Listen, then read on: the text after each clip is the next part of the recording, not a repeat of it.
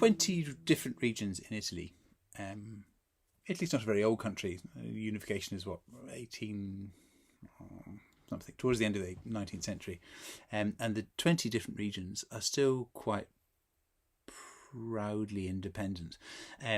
So they all have their own dialects, they all have their own mannerisms, or they have their own reputations, and they all hate each other for the same reasons as each other. And nowhere is this better seen than in football these days.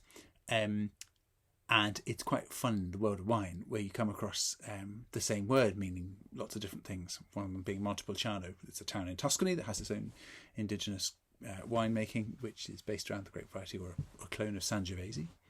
And Montepulciano in the region of Abruzzo, which is a grape variety called Montepulciano in Abruzzo. And the two things are completely unrelated, using exactly the same word.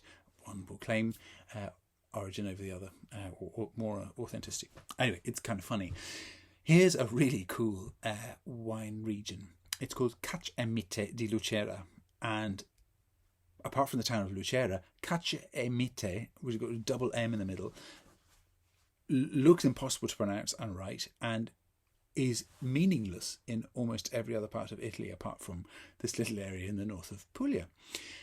It's close to Molise, the border with Molise, which itself doesn't grow that much wine. Apologies to Molisans, but that then is quite close to Abruzzo.